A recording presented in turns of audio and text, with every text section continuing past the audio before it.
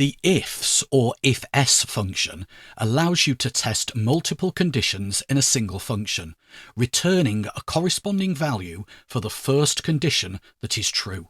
This spreadsheet contains feedback from people who attended a training course. At the end of the course, the attendees are asked to rate the course on a scale of 1 to 5. And for reporting purposes, these scores are then converted into text-based descriptions, 5 being excellent, 1 being very poor, and other options in between. This can be achieved using an IFS function as follows. B2 equals 5 is the condition, or logical test as it's known, and excellent is its associated value. B2 equals 4 is the logical test, and very good is its associated value, and so on. If the first logical test is true, i.e. B2 does contain 5, Excel places the corresponding value, excellent, into the cell as the function's result. However, if the first logical test is not true, so in this example B2 does not contain the number 5, it contains the number 3, Excel checks each logical test in order left to right until it finds a logical test that is true. It then places that logical test's corresponding value, good, into the cell as the function's result. What happens if none of the logical tests are true? Here, C4 returns #NA because B4 contains 6, and 6 has not been accounted for within the logic of the tests. To avoid seeing NA as the answer to the formula, I can add 2 additional arguments at the end of the function. The first argument is the word true.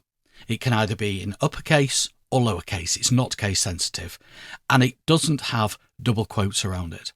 The second argument is the value to be placed in the cell, which in this case is invalid score. So using this function, if B2 does not contain 1, 2, 3, 4 or 5, the words invalid score will be placed into the cell containing the function. Now with Excel there are often multiple ways to approach the same problem. I could have used this.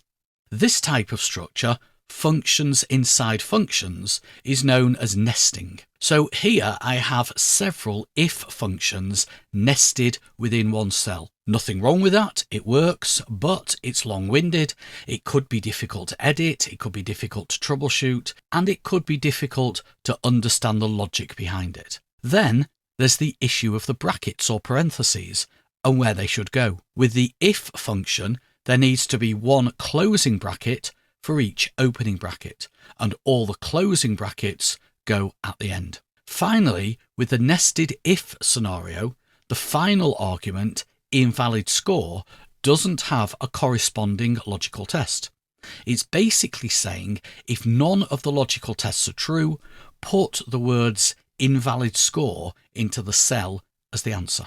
There's also a couple of other alternatives that you can use when you have multiple criteria. The switch function and the choose function. Switch is more like IFS or nested ifs in that it directly compares a single value to multiple possibilities, and some people find it easier to understand the logic. The only disadvantage with choose and switch is that they will only work with exact values, so you can't use them with greater than, less than, and so on. Choose selects an item based on the position of that item in the list being all the other arguments of the function. So in this example, this is the formula that I would use.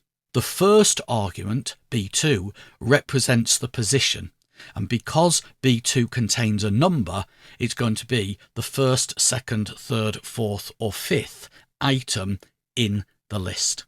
So because B2 contains 3, the function is returning the third item in the list. Because choose works on positions, it can't include an option for an invalid value. In other words, the function in C4 is saying return the 6th item from this list, but there are only 5 items in the list, hence the error. The way to avoid getting an error is to wrap the choose function inside an if error function.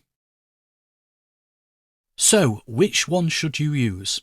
To be honest, apart from switch and choose, which only work with exact matches, there's no right or wrong answer. It really is a personal preference.